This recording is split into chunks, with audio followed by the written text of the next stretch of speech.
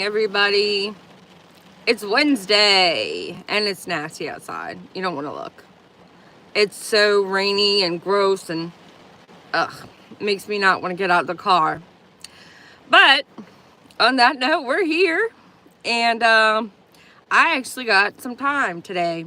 And for those of you guys that see my thumbnail and my title, maybe Dog the Bounty Hunter was right. Maybe we need to bring back truth serum. Was that ever legal? Did anyone actually ever use that for anything, or is that just something that they used at Gitmo Bay? I don't know. Oh God, I've been watching Karen Reed too much, and her trial is just. I just want to shake the TV or the computer or the phone or whatever I'm watching it on. It's just like.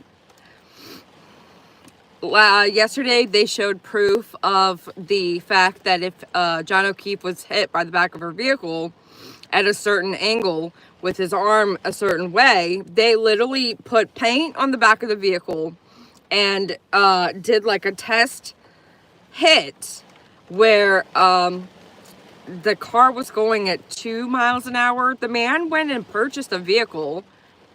Oh, I love it. Look at the little mystery gift. Thank you so much, Helena.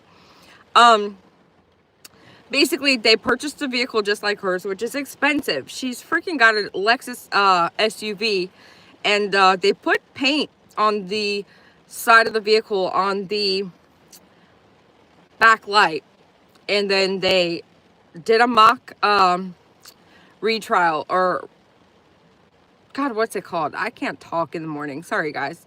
They reenacted the possible accident. And the vehicle was going 2 miles an hour, backed up, and the man's arm had paint left on it from the pretend accident. And it was literally on the exact part of the arm where John O'Keefe's injuries were. And so, to me, that's pretty damning evidence. And on Karen Reed's side, she's just like making faces, and I'm like, we just need to give this bitch truth serum. Because, like, she's never going to tell the truth. She believes her own lies. She simply cannot, she can't, it's like she was too wasted to remember anyway. But in the back of her mind, I believe she knows. So, how do we go from here? Good morning, Carmela. Hey, Poppy, Red Mustang, Cable, K Mitch, Pittsburgh Nurse. So good to see you guys every morning. You show up for me, and I appreciate you guys more than you'll ever know.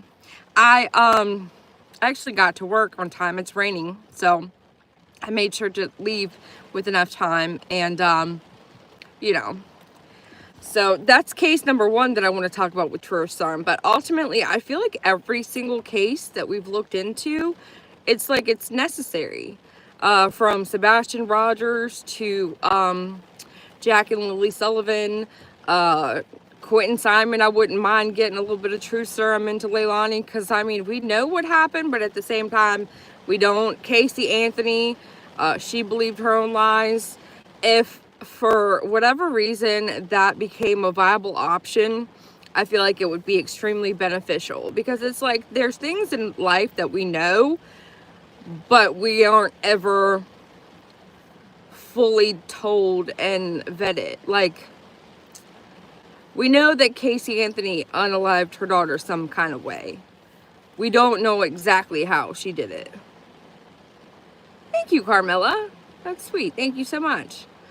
And so it's like we get to a point in some of these cases where it's like Jack and Lily Sullivan, the recent one. Both of the parents mirrored the same story. Thank you, Carmela, for the makeup brush. And so therefore they both know the story. So that to me means they both know what happened. And so therefore now we're at a standstill, because neither of the parents are budging and telling anybody what happened. So how do we go about getting past that? We pass out the truth serum, which of course, you know, people are never going to allow that. So, I mean, it's just a fairy tale thought I had in my brain. But at the same time, it's like, how do we get past this? Whereas we are at a roadblock and the people just won't tell the truth. So we're just never going to know. We're never going to find Sebastian. I think that if we gave Katie and Chris truth serum, I think that they would figure out where Sebastian is. And at this point in time, if we don't, we're never going to know because they're never going to tell us. And some people have become so good at gaslighting and lying that they believe their own lies. Good morning, Brightfoot. And thank you, Poppy Red Mustang, for becoming a Wranglers. So yeah, that's just a random thought I had. But ultimately, with these cases, it's like there comes a point in every single case where it feels like we're stuck. We're at a roadblock. Wow, our Taylor, 4 months. Thanks for being here for 4 months. You're awesome. It's hump day. And what if he really did just leave or run away? I guess that's a possibility, but I feel that if he did just leave or run away, where is that trail? Thank you so much, R. Taylor. Thank you. I appreciate that. Thank you so much. If Sebastian just left, which, you know what? I actually really thought that was possible in the very beginning, and I kind of still do. The only thing that really makes me at a standstill and where I become stuck on is that there's no trace of his whereabouts. So let's say he walked out the door, like Katie says. I don't know why he walked out the door. I think you do know, because I think you guys possibly were arguing, or he heard you arguing, and that's what I thought from day one, actually. But now I'm like, you know, it goes back and forth. It goes from knowing, not knowing, thinking I know, possibly might knowing. Ultimately, nobody's really gonna know except for the two people that were there, which is Katie and Sebastian. Same thing with Jack and Lily.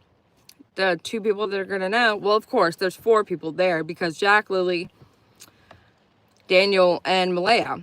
So it's like we can come to the closest possible scenario of what we believe happened, but in the end, it's never going to be fully what happened because we weren't there. Same thing with Karen Reed. John and Karen are the only 2 people that know what happened there. Thank you so much, Helena.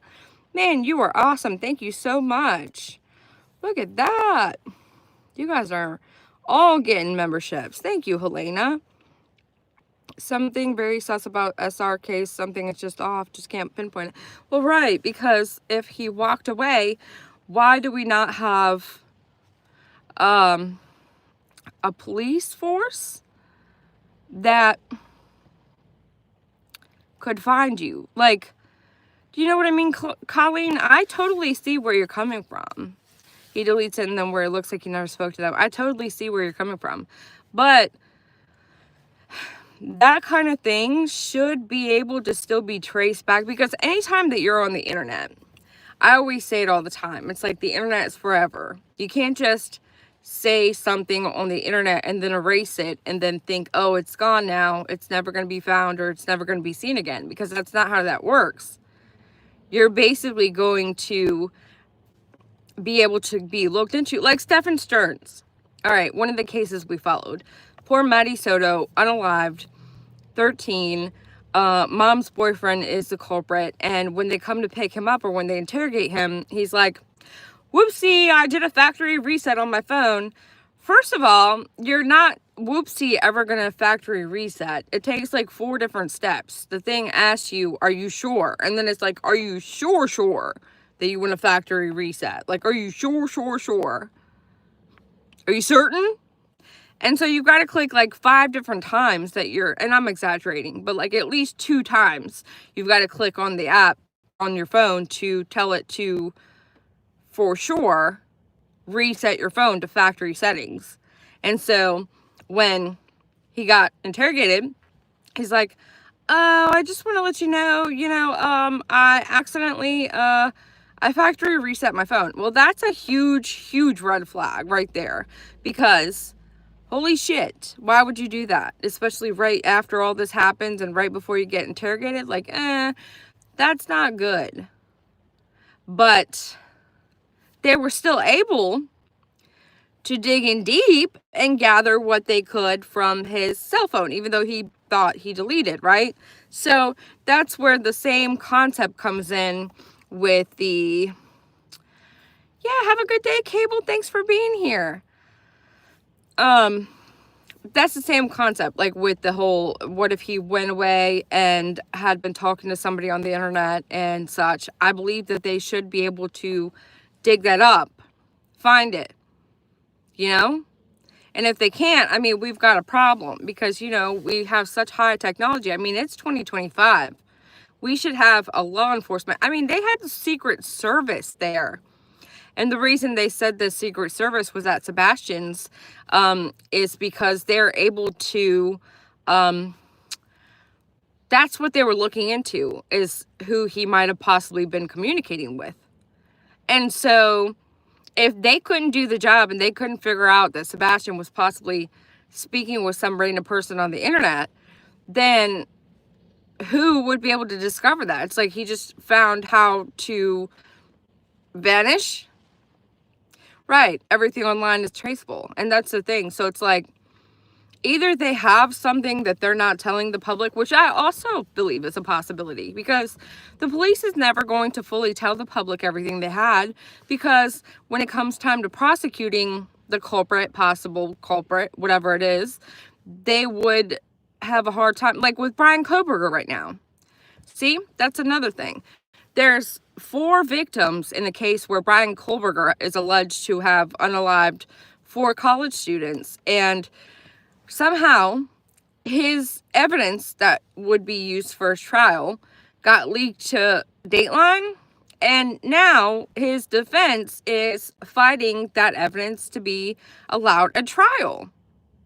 And it's like, man, now we're having to push the trial back possibly and deal with this roadblock, because there was so much in that Dateline episode on Brian Kohberger and that attack that it is dire to the testimony, I feel. I mean, they've got so much that they could basically, I guess, run with what they had without that. But I think that that actual information that was in that episode was great. I really, the video of him going back and forth and around the corner over and over and over is just, holy crap. He definitely did it. People still use burner phones. It's traceable if they have a place to start. That's true. So you actually think that it's possible that there were burner phones used? The judge on the BK trial doesn't play around, right? And that's what's funny to me, is that BK thought that he was going to get a better trial, or that he'd have a better chance at the trial if he got moved to Boise, because in Moscow he thought he was having a hard time. But ever since he's gotten moved, the accommodations are not as great. It's a bigger facility, so he's not like in his own little area with his own TV remote and such. He's like in a more confined area. And that backfired. It did, yeah. And now this judge is not as tolerable as the other judge. And this judge is like, yeah, no. Brian Kohberger tried to take the death penalty off the table several, well, his attorney. And the judge was just like, nope. They cited his autism diagnosis, which I don't recall that he had an autism diagnosis prior to any of this. And so I don't know that that counts. Like, how can you suddenly develop autism or have autism now that you're facing trial? It's like you're wanting to use that as a crutch for your crime you possibly committed. And I don't think that's how that works. They have so much in Daylight. I did wonder if there were others, because when he was arrested, he asked, did you arrest anyone else? Another serial killer did that. And they called him serial killer on that show. And this is where I was telling Dolly, like, he literally is, it's actually scary how right he is when it comes to certain things. And this was one of those things. He swore to everybody right off the bat, this man is a serial killer. And everybody's like, no, he's not. No, he's not. But on the Dateline episode, they called Brian Kohberger a serial killer, which, I mean, I believe he is. But the fact that he said, did you arrest anyone else? I think that he's trying to be Ted Bundy. I don't know if it was Ted Bundy that did it, but I think one of the other predominant freaking serial killers said that exact same thing.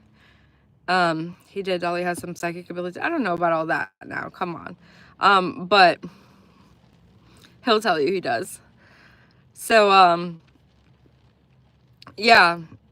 And, that was all of what was exposed in the Dateline episode on Brian Kohberger. Like, his obsession apparently with, Ted Bundy. Like, I guess he believed that he looked like Ted Bundy. I wonder if somebody just one day was like, hey man, you kind of look like Ted Bundy. And he was just like, I kind of do. Maybe I should embody him and become him. Everybody has some just my feelings. Yeah, no, I mean, I get it. Not everyone watches Dateline. I bet half of at least of Idaho doesn't know who he is. You know, and I tested that theory, and I was actually, when I was telling Dolly, there's people in this world that don't know anything about him or who he is or anything about his case, and he's like, no, there's not. I said, I bet I can call my sister right now, and I promise you, she does not have a clue who Brian Kohberger is.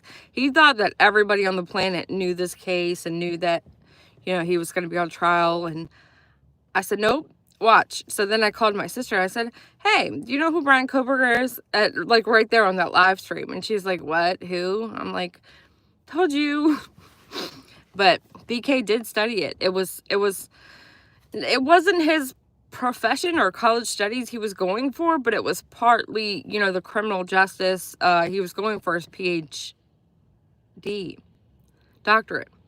So he actually was super smart, and the fact that he chose to use his knowledge in this manner, just, he was Googling stuff like, do sociopaths have feelings and shit. It's just like, wow, I don't think you're a sociopath if you realize that you are a sociopath. Like, most people that have, is that a mental illness? I think it's a personality disorder, but most people that have personality disorders that are socially unaccepted and socially awkward or off-putting, they don't recognize, like Casey Anthony, she's a sociopath in my opinion.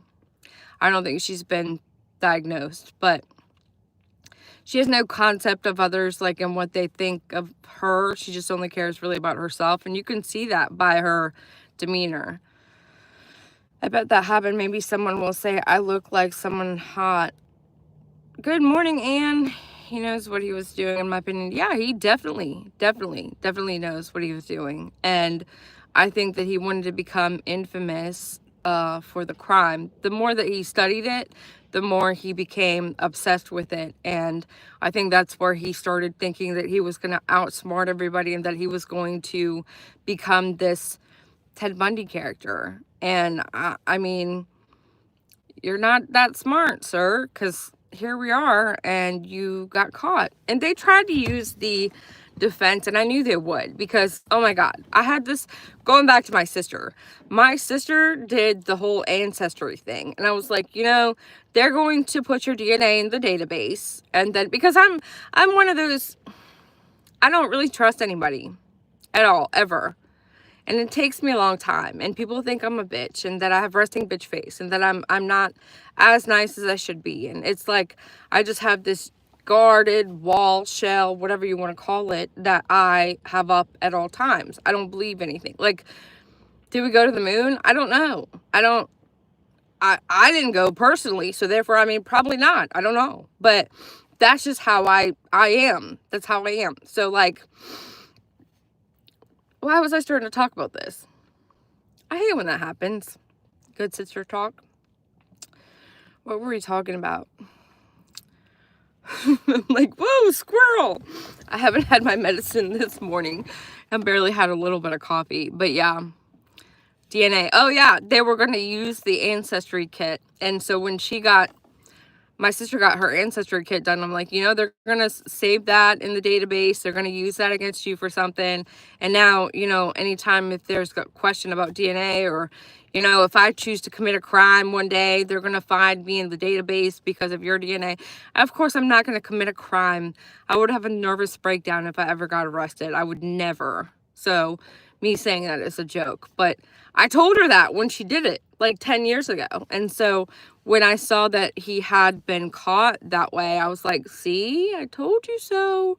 But I also thought, I guarantee you he's going to try and fight that, because it's a fine line of what you can do within like the Constitution or whatever.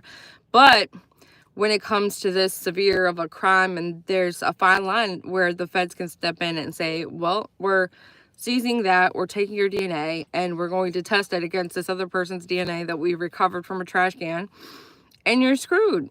There's nothing else to say or do about it. And that's what happened with him. But serial killers idolize each other. Yeah, that's very true. But I agree, Brightfoot. All of that. We didn't. You're right. But so that was his main argument at first. He thought he was going to get away with the DNA part, and if they scratched the DNA, it's like that would have been completely half of the reason that got him was because of the DNA. The other half was the vehicle, and that was on Dateline.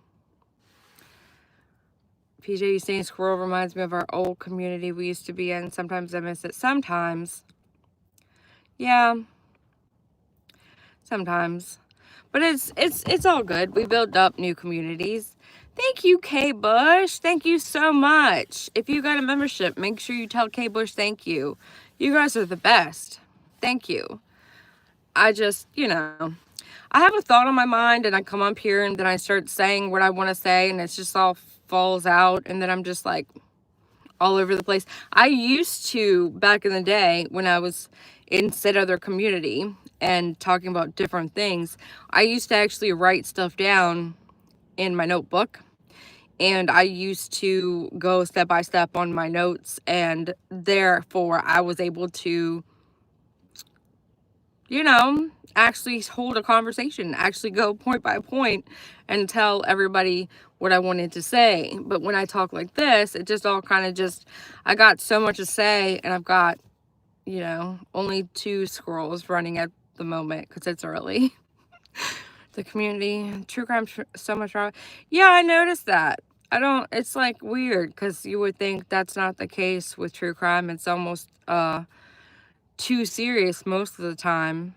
But I wanted to tell you, I was a little shop and found crystals, some 99 cents each, but not big ones. But I got a purple Dalmatian jasper. What? Really? That's awesome. My favorite one recently, and this is one that I got in, I think it was Boston. It might have been right outside of Boston. Let's see if I can find it. It's in the bottom of my bag. It's a smoky moonstone. And the reason that I love moonstone is because it has like a rainbow glisten to it. And I can't find it. It's not in here. Helena, thank you so much. You are the best. I, of course, can't find it. I wanted to show it to you guys because that's a stone I've been carrying around with me lately.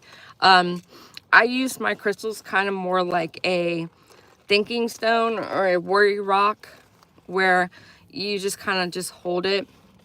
Thank you, Carmela. Yeah, I do. I need caffeine.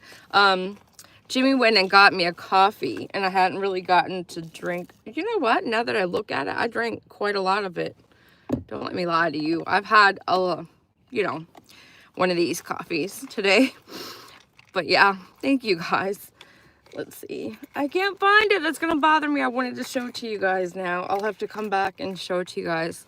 It's smoky moonstone, and all that means basically it's like it's got like a it's moonstone, so it's like a cream colored, but it's got like darker color swirl through it, and the rainbow iridescence. It's got an iridescence color to it. I love it. How was everyone's Memorial Day? You keep some under your pillow? That's funny. I used to keep a rose quartz in my bra way back in the day when I first discovered crystals. But crystals for me, like, I know they have a lot of healing, therapeutic aspects associated to them. But again, I don't know if I believe that. But yeah, I just still like to have them because I like to have, it's like a fidget thing. That's what it's called. Like, I fidget a lot. So it's basically why I have crystals, I guess, because I always just something to have with me, something to hold on to. There was a MTV character. I don't know if you guys watched Laguna Beach, which is like one of the main reasons I've always wanted to go to California. Their beaches look amazing on TV. But there's a character on Laguna Beach, him and Heidi, they got married. It was Spencer Pratt. And they actually had a house fire in them fires that just happened not that long ago. But he used to be obsessed with crystals. And it would be so funny to watch him because he would be wearing like the biggest, most gaudiest crystal on his neck or something. Or he'd be holding it and he'd be like, oh. But I just thought it was so funny. I do believe they came from God, and I believe it in the powers. Yeah, I mean, yeah. I don't necessarily fully believe, like, I don't know how to explain it. It's like, it's just like, it's a comfort thing for me. I like to have them. I don't know really that it's magical, but I like to have them. So, you know, ugh. My name is Heidi. I love crystals and stones too. Awesome. Nice to meet you, Heidi. I had so many great crystal pendants, earrings, but lost them. Man, that sucks. That makes me mad. I hate when people steal things. Like, really? But then I always tell myself when it happens to me, I'm always like, well, they must have needed it more than I do. But I mean, it sucks still. I'm sorry. On that note, look, it looks like I talked for a whole 27 minutes. I don't know how you look so pretty and put together at 7:30. I'm over here just rolled out. I rolled out of bed too. Let me tell you a secret. All right, it's a retouch. I just turned it off. It makes me look a little touched up. Now you can see I've got a little baggy eye and a little...